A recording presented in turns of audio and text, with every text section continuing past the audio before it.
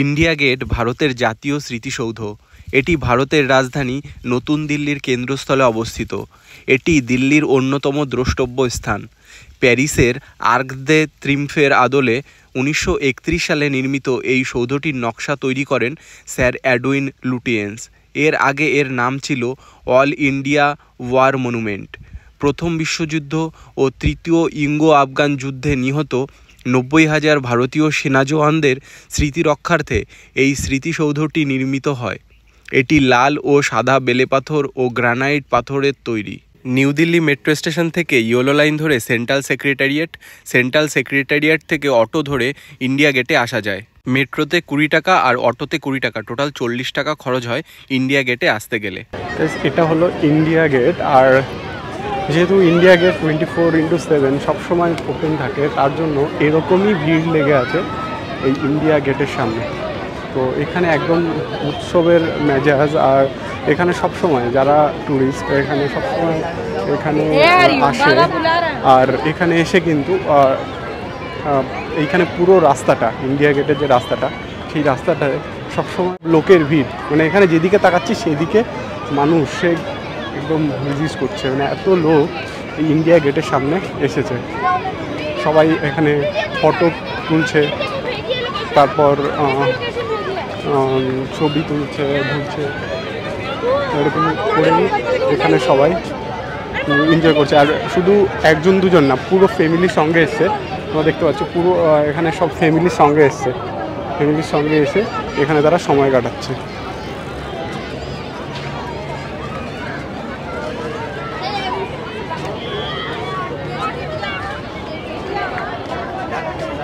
এখানে ছবি live sketch, এখানে লাইভ স্কেচ আঁকা হয়, এখানে এনারা এঁকে দেন।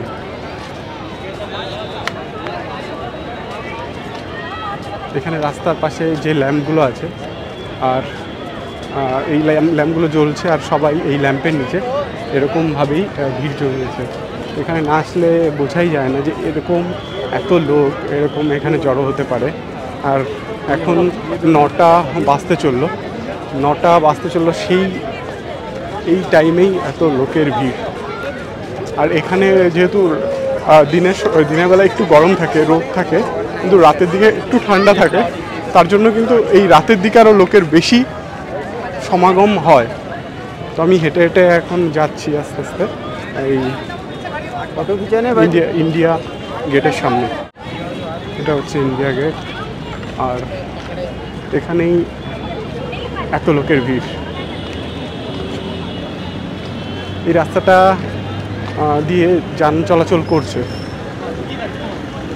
আর এখানে ইন্ডিয়া গেটে লাইটিংটা দেখা যাচ্ছে। মানে এই রাতের দিকেই লাইটিংটা বোঝা যায়। দিনের বেলা তো লাইট থাকে না, রাতের দিকেই লাইট থাকে। আর ন্যাশনাল ফ্ল্যাগের যে কালার, সেই কালারের লাইটিং।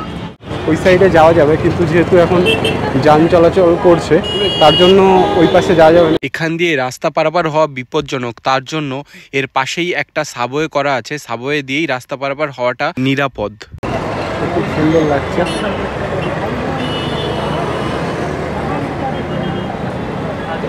তো এইখানে যেতে গেলে ওই সামনে থেকে ঘুরে তারপর যেতে হবে। তো এই দিক থেকে যেতে হবে, এই দিক থেকে ঘুরে তারপর যেতে হবে। এখান থেকে যাওয়া যাবে সাবওয়ে দিয়ে। আর সাবওয়ে দিয়ে আস্তে আস্তে আমি এগিয়ে যাচ্ছি। সাবওয়েটা লাইট দিয়ে সাজানো রয়েছে। আর ওই পাশে যে পুলগুলো আছে, এই পুলগুলোতে ব্লু কালারের লাইট লাগানো আছে। খুব সুন্দর লাগছে, সত্যি একটা অন্যরকমের দৃশ্য। এখানে না আসলে বোঝা যাবে না ইন্ডিয়া গেটে এরকমভাবে হয়তো সারা রাত ধরে এরকম লোক এভাবে জেগে থাকে, সেটা এখানে এসেই বুঝতে পারছি। খুব সুন্দর লাগছে এখানে, যে একটা রমরমা পরিবেশ। আর এখানে রাত 12টা পর্যন্ত মেট্রো চলাচল করে। আমি যে হোটেলে চেক ইন করেছি সেই হোটেলটা নিউ দিল্লি স্টেশনের পাশে, সেই জন্য আমার কোনো অসুবিধা হবে না, যেহেতু নিউ দিল্লি স্টেশনের পাশে রয়েছে। আর মেট্রো চলাচল করে 12টা পর্যন্ত, তার জন্য কিন্তু অসুবিধা হবে না। আমি মেট্রোতে করেই রুমে যেতে পারবো। একটু চেক ইন রয়েছে।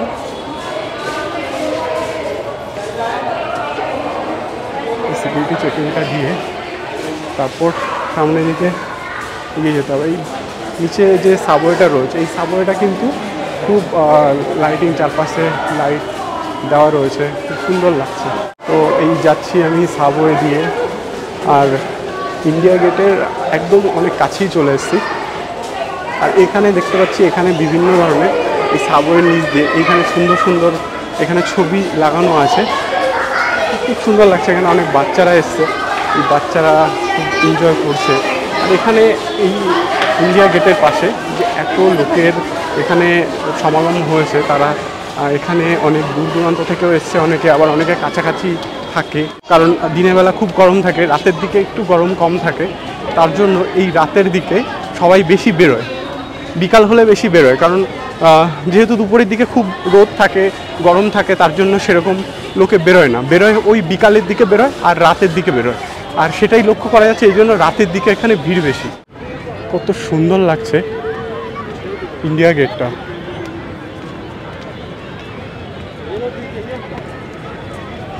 আর এখন রাত 9টা বাজে, এখন এত লোকের ভিড় এখানে, কত লোক এসছে, অনেক দূর দূরান্ত থেকে এসছে।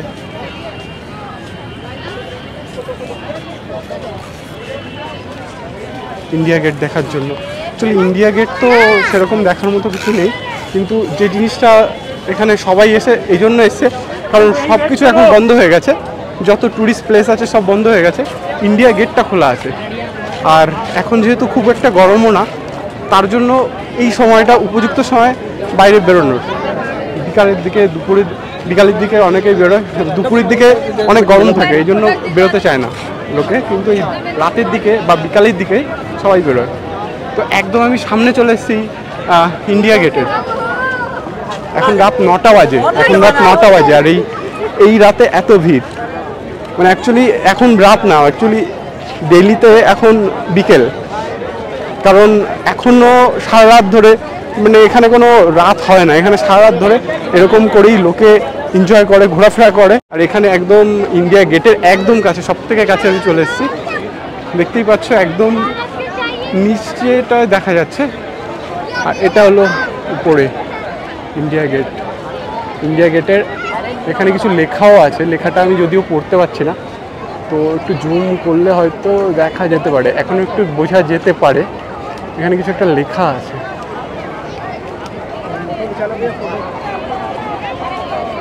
তাহলে ইন্ডিয়া গেট,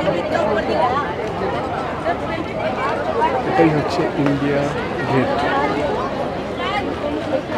দারুণ দেখতে।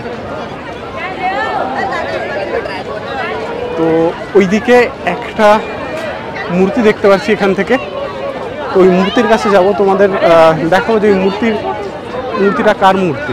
এখান থেকে দেখা যাচ্ছে মূর্তিটা, এটা হচ্ছে ইন্ডিয়া গেট। ইন্ডিয়া গেটের মাঝে এখানে একটা এরকম মোচার মতো রয়েছে, এটা হচ্ছে মাঝের দিকের থেকে দেখাচ্ছি তোমাদের। আর এই দিকটা একটা বড় ঝর্ণা রয়েছে, এখানে একটা ঝর্ণা রয়েছে, খুব সুন্দর লাগছে। এখানেও ন্যাশনাল ফ্ল্যাগের যে কালার, সেই কালারেরই ঝর্ণাটা, সেই কালারের রিফ্লেকশন হচ্ছে জলের উপরে।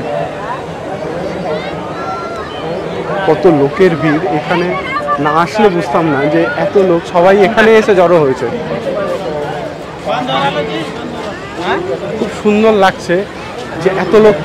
সত্যি একটা জিনিস কি, অনেকে হয়তো ক্রাউড পছন্দ করে না, অনেকেই বলবে যে আমি ক্রাউড পছন্দ করি না, কিন্তু তুমি ভাবো এইসব জায়গায় যদি ক্রাউড না থাকে তাহলে কি ভালো লাগবে? এইসব জায়গায় ক্রাউড না থাকলে ভালো লাগবে না, আমার তো লাগে না। যত ক্রাউড হয় ততই ভালো লাগে, কারণ সবাই একটা সবার দেখা দেখি এখানে আসে সবাই। যদি এখানে পুরোটাই ফাঁকা থাকতো তাহলে কিন্তু অতটা ভালো লাগতো না, সবাই যেহেতু এখানে আছে তার জন্য কিন্তু ভালো লাগছে। যে ঝর্ণাটা কত সুন্দর লাগছে এখান থেকে।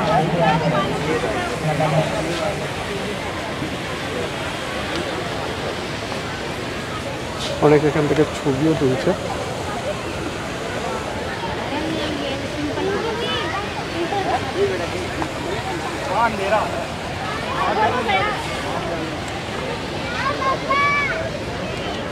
यहाँ आ जाओ ना, यहाँ लाइट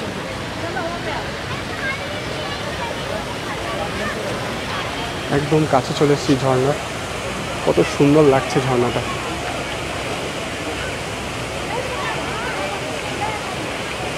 একদম ন্যাশনাল ফ্ল্যাগের কালার।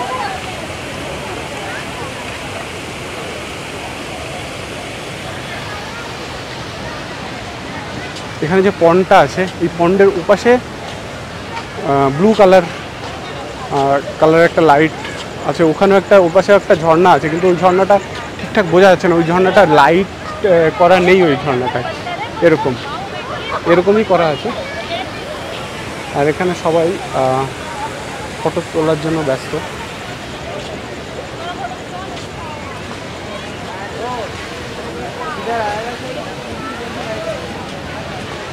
মানে এটা যেন সেই দিল্লির ওয়াকিং স্ট্রিট হয়ে গেছে। এখানে যে রাস্তাটা এই পাশ থেকে ওই প্রান্ত পর্যন্ত বাচ্চারা খেলাধুলা করছে, মনে হচ্ছে যেন এখনই এদের বিকাল। এখন সবাই এখানে এখানে সবার এখন বিকাল, কারণ এখানে সবাই অনেক রাত পর্যন্ত জেগে থাকে, অনেকে 2টোয় ঘুমায়, অনেক 3টে ঘুমায়।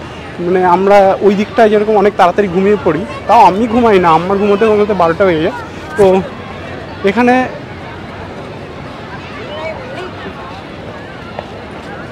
ছোট বাচ্চারাও কত মজা করছে, মানে এদেরও খুব ভালো লাগে এখানে এসে, অনেকেরই এদের খুব ভালো লাগে এখানে। আর এখানে যে ফুলের গাছগুলো, টবগুলো আছে, ফুলের টবগুলোতে খুব সুন্দর ফুল ফুটেছে, খুব ভালো লাগছে এই ফুলের টবগুলো দেখে। এখানে ফুলের টবে ফুল ফুটেছে, খুব সুন্দর লাগছে।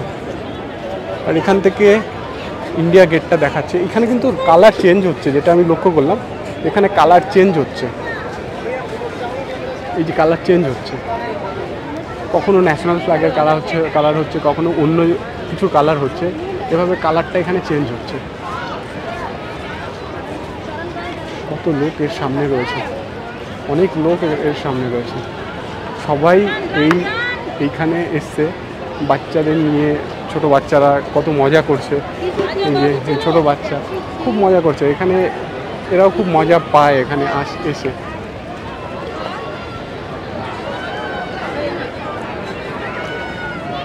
এখানে অনেক ছোট ছোট বাচ্চা আছে, তারা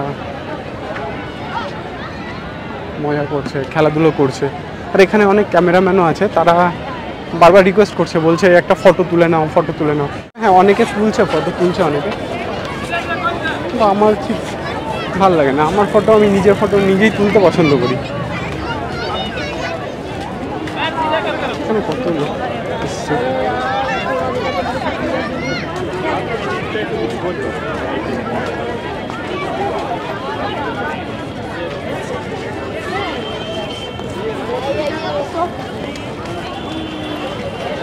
এই রাস্তাটা জুড়ে কত লোকের ভিড়।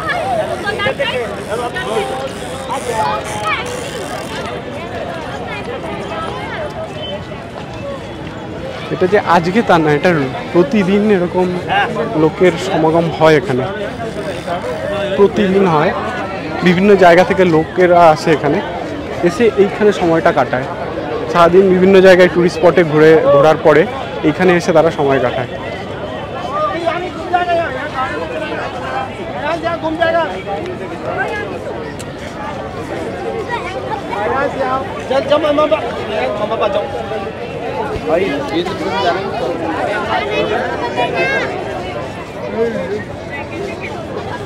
সুন্দর লাগলো এখানে, অনেক সুন্দর লাগছে।